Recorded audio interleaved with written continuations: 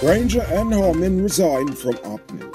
Turkish worker owed years of back pay. Teen sues Child Care Protection Agency for $25 million. And fisherfolk blame the oil industry for poor catches.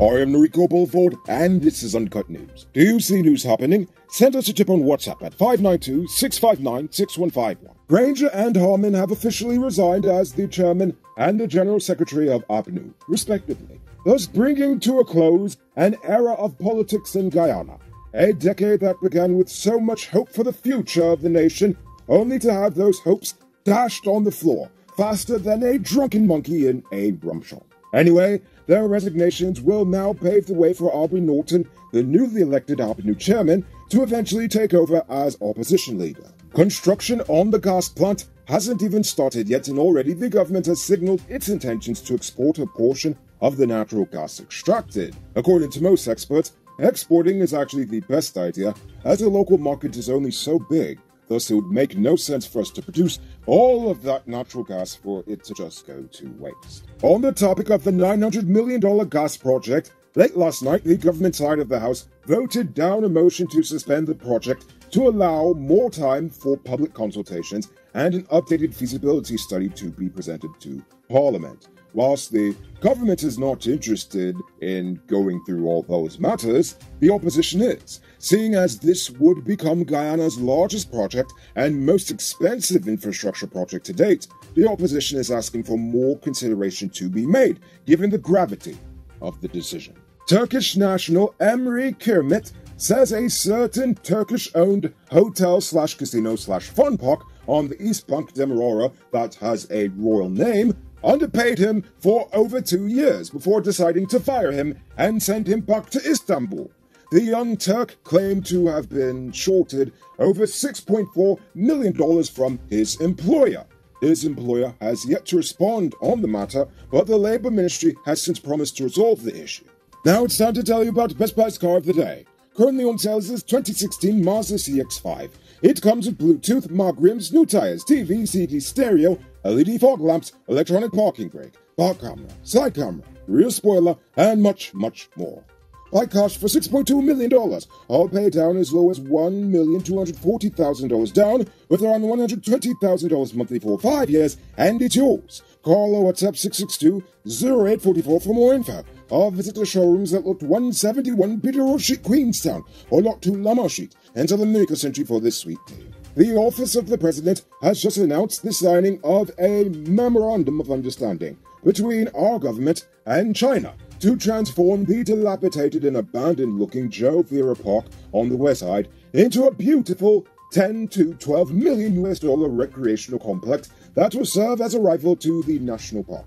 The park will feature a football and basketball court, as well as a Guyana-China friendship statue. Of course it will. The project will come at no cost to our government. Robert Passard also made sure to suck up to China by reaffirming the One China policy, even though no one really asked him to do so. Interesting to say the least.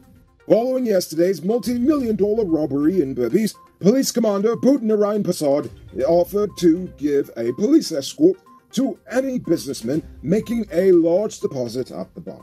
In addition to that, he basically told the business people to stop being cheap and actually employ security, as well as purchase security equipment such as cameras and the like. On a related note, the cops have arrested 6 suspects and confiscated a motorcycle in connection with the multi-million-dollar robbery. Today, 28-year-old police constable Mario Parasam was charged with attempting to pervert the course of justice.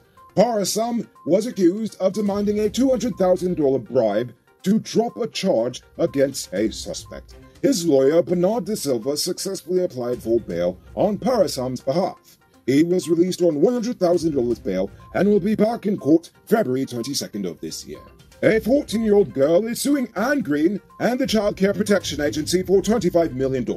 According to the girl, the CCPA abandoned her at the Isla Penitence lockups for 5 days during a narcotics investigation. She claimed to experience adult-like conditions and inhumane treatment while she was held at the lockups, and throughout the whole time, she accuses that Anne Green and the organization knew of the treatment that she was subjected to.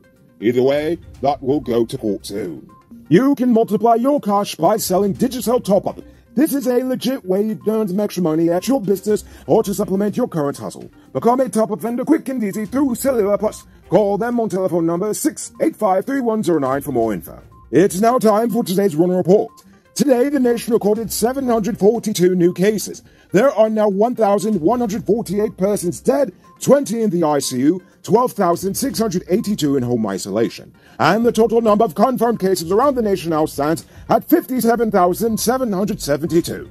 So please, people, wash your hands frequently. Avoid touching your nose and mouth and mask up before you leave the house. When you do leave home, try to avoid enclosed spaces and large crowds. And remember to give 6 meters space between you and others. And now for our stupid news of the day. You know what I think is stupid? Allowing someone to disrespect you in your own home. According to Guyana News, fisherfolk operating near Ogle are being chased away from their waters by crews of oil service vessels. One fisherman even said he was chased away by one vessel 6 times last year. So not only have fisherfolk had to deal with catfish exporting bans for the past several years, they have had to deal with declining fish stocks all along the coastline. And now the oil companies are bullying them and demanding they ply their trade in other waters, even though there seemingly seems to be no fish to be found. Apparently, the government is aware of their complaints, but instead of intervening on the behalf of the fisherfolk, they are now trying to find ways to farm for fish in our rivers, streams, and in man-made lakes. Man-made lakes that they will have to build, by the way. While I think it's a great idea to diversify and modernize aquaculture in Guyana, because it's definitely needed, I am confident that very few fisherfolk will actually benefit from this move to advance the industry. Aquaculture requires expensive equipment and specialized training.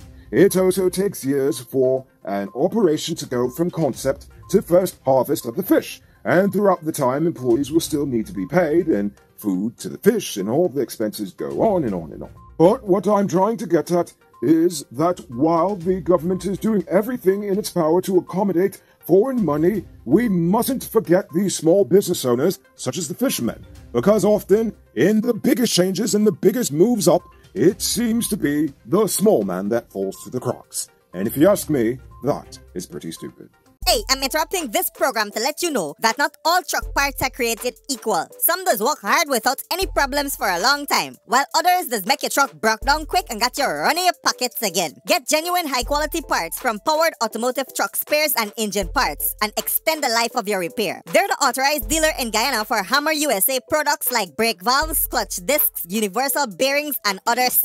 Visit them at 1161 EE Eccles or call them on 697-0171. Powered Automotive, the #1 truck and engine parts store in Guyana. If you didn't know, well, now you know. It's now time for our Uncut News Viewers Poll Question of the Day.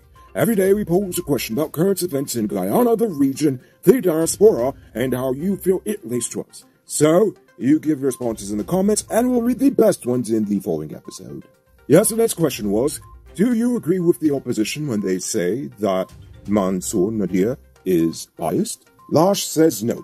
Any rum shop manager will tell you they have no problem treating all their customers equally. But when particular customers have a tendency to be loud, rowdy, and borderline aggressive, they tend to get cut off before they get too drunk or put out when they overdo it. Even rum shops have rules. Same goes for the National Rum Shop. It's not biased, just a consequence of consistent action. Well, that's a very good point. And I love the rum shop analogy. Aha!